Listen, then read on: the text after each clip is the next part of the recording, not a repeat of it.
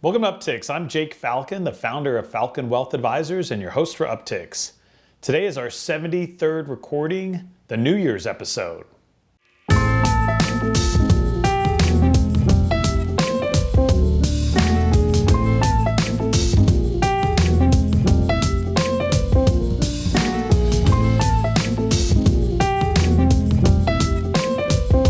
Cory, Happy New Year. Happy New Year. This is going to be rolling out New Year's Eve. Ooh. What do you have planned for New Year's Eve? Big party? No, I think we're going to dinner with our wives, right? You're taking me to Capitol Grill, so thank you. I picked up dinner last year for all four of us, and Cory offered to pick up dinner this year. And I offered that last year on New Year's Eve. So delayed it for a year. It took him a year, but it's time. it's time. Rachel's excited. She's going to get herself a nice steak, probably drink some wine, and it should be a fun evening. So thank you. Happy New Year to all of you tuning into our 73rd episode. Wow, can't believe we've done 73 of these now, Cory. I know. It feels like just yesterday we were just talking into a microphone and recording it on a webcam, and now we've got our own studio here at Falcon Wealth Advisors. Progress. Come a long way. It's compounding. That is compounding. That is compounding. So for today's show, what we wanted to do is, first off, we wanted to, of course, thank all of our listeners and our viewers to subscribing to our content. If you're watching this on YouTube, you can certainly subscribe and give us a thumbs up button if you think the show is worthy. Or if you're listening to us on your favorite podcast medium, whether that's Spotify, iTunes, SoundCloud, whatever that may be, we'd love some feedback on there as well as subscribing to it. You can find me out there on all the social media platforms. So I'm on Instagram, Facebook, Twitter, and LinkedIn. My handle is Jake Falcon, CRPC. And Cory, what about you? I'm on all of the same platforms that Jake just mentioned. I'm the most active on Twitter. My handle on there is @CoryBittnerKC.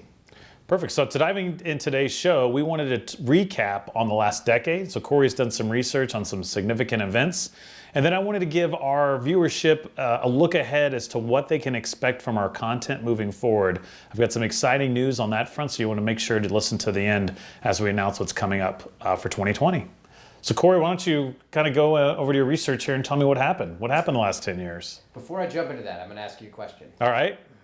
What do you, off the top of your head, what would you say the most significant event of the last decade was or has been? Personally, or just out in the macro? Yeah, macro. Whether it's market related, economy or not, just pop culture, global, whatever it might be.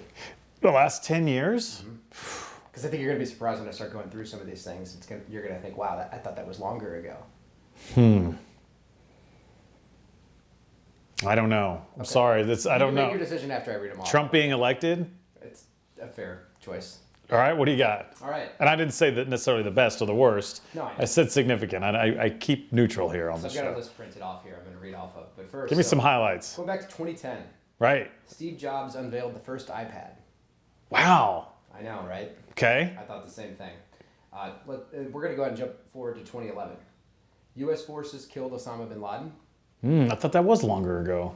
The United States credit rating was downgraded. Yeah, I That was remember- a significant impact in the market, I remember that, actually. along with the European debt crisis. And I had to throw this in. The St. Louis Cardinals won the World Series. And when? 2011. Who won in 2016? Or is it 2015? When did the Royals win? You gotta Okay, fair enough. But yeah, 2015. I don't remember who won it in 16.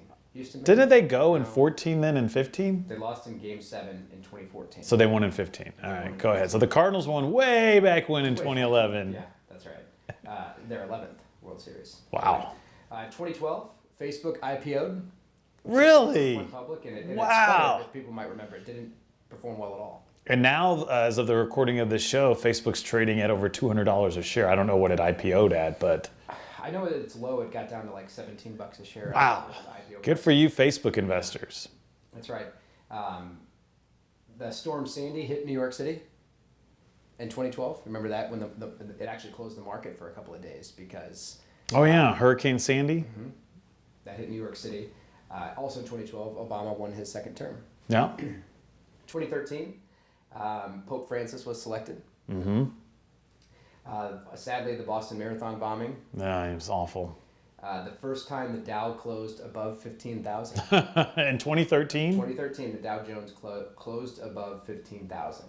quick trivia hit. So as of the recording of this show, what's the Dow close to? It closed over 28,000 today. Yeah, it's almost at 30. So it's almost doubled in 7 years. Think about that. Also in 2013 is when Twitter went public. It IPO'd. 2014, Vladimir Putin signed the treaty to annex Crimea. That was a fairly significant event at the time. Sadly, there was the protests in Ferguson, Missouri. That was 20, what year? 2014. Okay, yeah, I remember that. There's an 18-year-old who was shot and killed, and there was some violent protests, unfortunately, around that. Also, One World Trade opened. Oh, cool. 2015, Apple joined the Dow Industrials. So that's when the Apple joined the index, which at the time it replaced AT&T. I didn't remember that. And there's 30 stocks in the Dow. Correct. So Apple emerged as one of, to be large enough, I guess, to be considered in the Dow. And that was kind of considered symbolic of the index's move toward technology, exactly.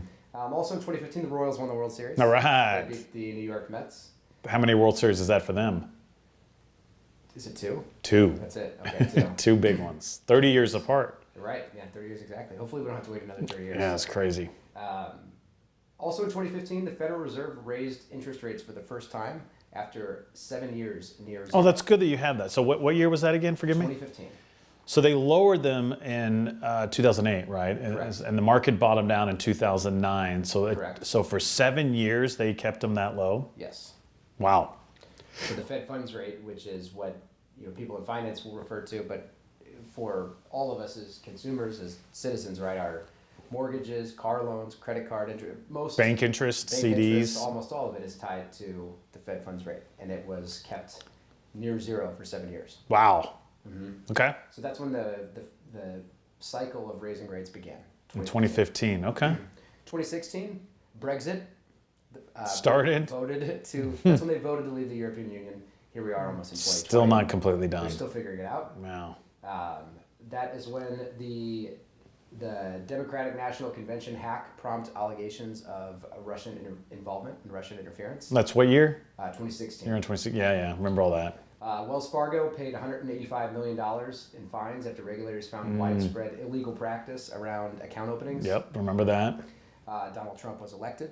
2016. Falcon Wealth Advisors was launched. All right. December 2nd of Just 2016. celebrated our 3-year anniversary. That's right. 2017, the Dow Jones closes above 20,000. The most watched solar eclipse in history occurred. Oh yeah, that's when our future is so bright. We had the sunglasses. Right. Everybody's posting That was pictures on cool. Facebook wearing the. Do you remember that? Yeah. How dark it got? It was pretty wild. And right? remember how we could hear the crickets? Yeah, they thought it was nighttime. Most watched one in history. That was cool. Hurricane Harvey hit Texas. That was bad. Equifax breach. Remember that? Yeah. Which, as far as I know, is still ongoing. What year is this that we're in now? We're in 2017. Okay. Sadly, the next few here are also a little sad, but relevant. Hurricane Maria hit Puerto Rico, and the mass shooting occurred in Las Vegas. This is a country concert, right? They had a music festival, country festival. We still don't know what the motive was for that, but sad. Did the guy get killed that did it? Or killed himself? He killed himself. Wow. 2018, the Dow Jones closed above 25,000. So you see how this is ramping up here. Yeah. Sadly, another shooting, Parkland, Florida. Trump imposed aluminum and steel tariffs that began last year, and there was some awful wildfires in California in 2018. The town of Paradise was virtually wiped out. Also, Give me some good news. Yeah, 2018 also, the United States, that's the year that the United States became a net exporter of oil and fuels for the first time in decades. So last year is when the United States actually started exporting more than they were importing. So 2019, that brings us to here today. The United States grounds Boeing 737 MAX jets. That's been something that's been relevant. The protests began in Hong Kong and are ongoing. House Speaker Pelosi announced initially the impeachment inquiry. More recently, very recently, the House moved forward with the impeachment of President Trump. And also recently here, the co-founders of Google have stepped down and have kind of left the company in the next generation's hands. So Wow. a lot happened. Right? That's a lot in a decade. Now, I want to also, so do you have the Dow in 2010 on here? Or no, was that 2015 that you quoted? 2015 was when I quoted. When it was at 15,000? So in 5, no, it was a different year, wasn't it? I'm sorry, 2013. 13, yeah, 2013. So if you can think over the last decade, all the good news and all the bad news that Cory just reported, the market has been resilient. That's a good takeaway from this, is that from 2013 to now almost 2020, the market's doubled in 7 years roughly. And we've had a lot of good events happen, and we've had a lot of bad events. Yeah, we sure have. Right, and we've had a lot of unknowns happen. And that's what's important to remember, that if you're investing in the proper stocks, which we believe, again, in individual stock selection, and you're patient, very important that you're patient, that you can ride these cycles through, you could have nice potential for some upside in your portfolio. But you have to stay disciplined, you have to stay patient, and very important that you don't let fear and greed dictate your investment decisions. That's right. That's why people hire Falcon Wealth Advisors. We don't get greedy, we don't get scared. We pick high quality stocks that we think are going to do well for our clients. And most importantly, these stocks we think are going to help them achieve their financial goals. And we don't worry about Trump, what he's tweeting, and we don't worry about, these horrible attacks or hurricanes or whatever. We ride through it and we make good decisions and we stay on top of it. And first off, sorry to interrupt you, but I just wanted to point out that I just looked it up. At the end of 2010, the Dow Jones closed at the end of 2010 at 11,578. What about 09? Why don't you look that? Because if we're talking about the decade, I want to know January 1. Yeah, I want to know January 1-ish. What was the Dow at? 2000, in the end, or December 31 of 09. What do you got? Bear with me for a moment. It doesn't matter though, really. I mean, to me, it doesn't really matter. But again, if it goes from, like you said, in 2013 to 15,000, and here we are almost 30,000. The point is it doubled basically in 7-ish years. Yeah, it sure did. Here it is, I think. What do you got?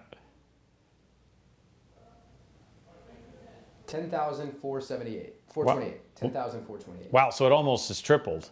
Yes. Which makes sense. I think we've talked about that since March of 09, it's tripled. Right. So if we're talking about the end of 2009, so the beginning of 2010 to now where we are, the market's almost tripled.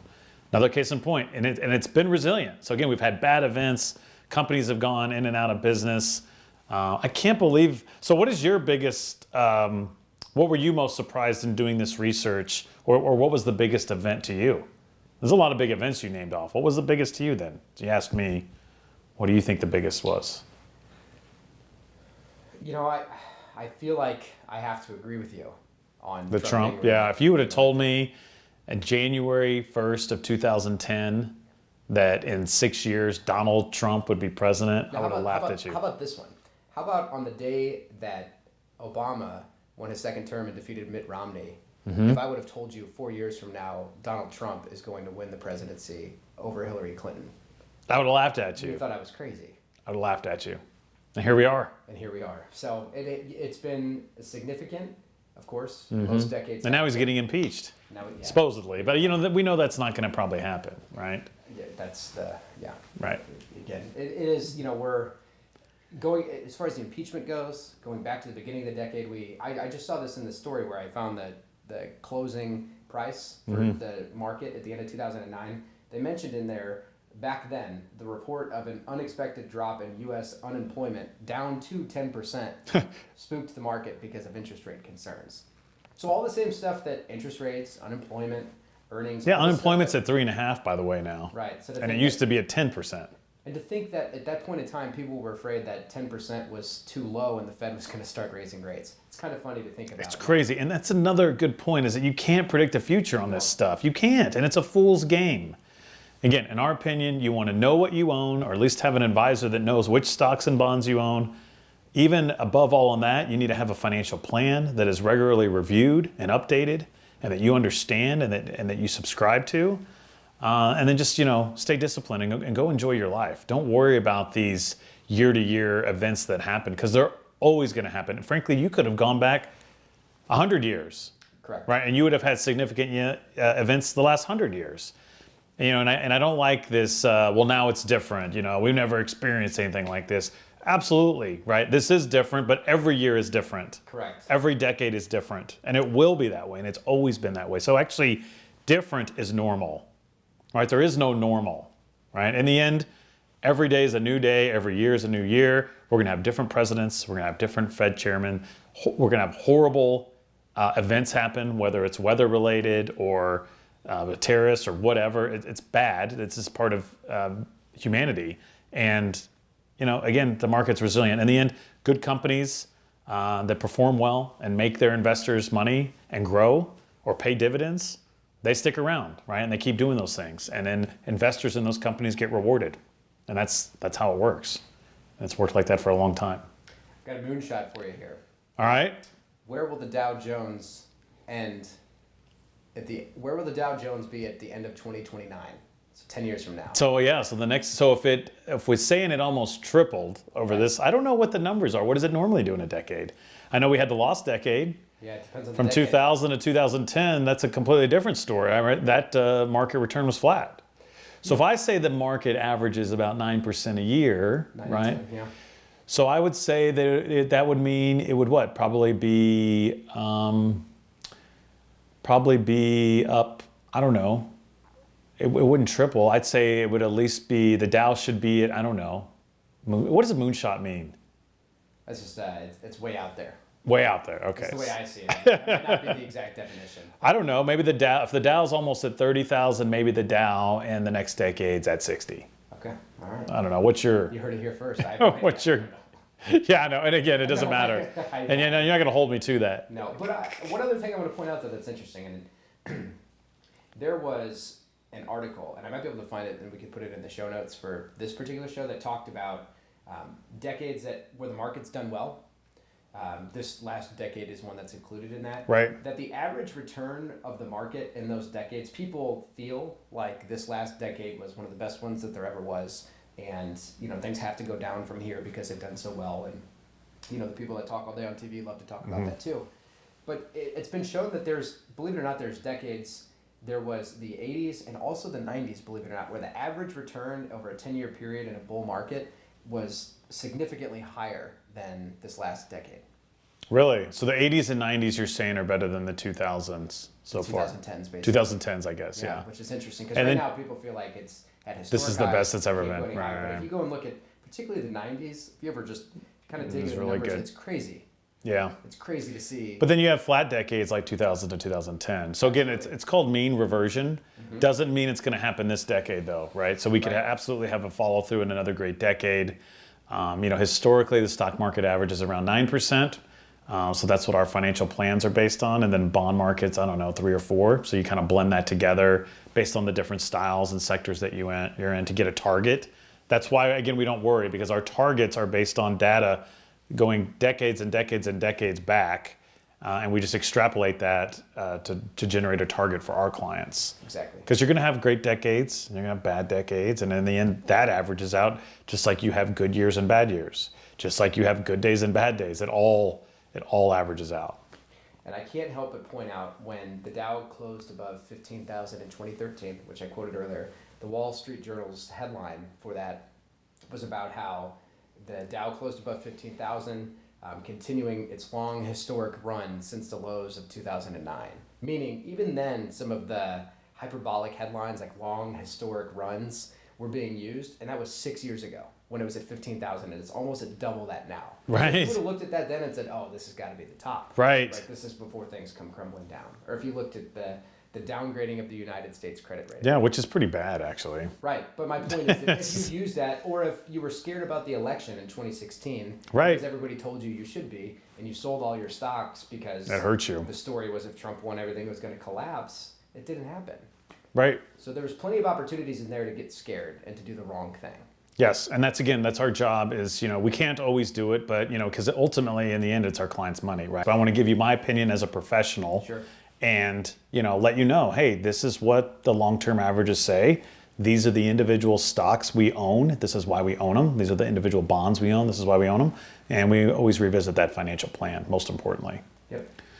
So we joked to you about the decade ahead. What's exciting for us at Falcon Wealth Advisors, so again, we've got a team of 9 full-time professionals. We just hired another intern, Matthew, who's finishing up his senior year in college. So we're excited to have him. He's going to help us with some research and analytics. And then we've also brought on Cassie, right? You're married, right? So she's an unofficial member of the team. Samantha's 2 children, right? Her twins, Jackson and Ava, are unofficial members. Einstein, my dog, is our mascot. Right, a golden doodle. But on a serious note, what can you expect from us moving forward? We're going to continue to push out this content. We're going to be bringing Jesse back onto the show. He's our investment analyst. He'll be giving timely market information. We're also going to be bringing Matt Johnson on our show. He just completed the curriculum to be a certified tax specialist. We're very excited about that. So he's going to be bringing up tax planning topics.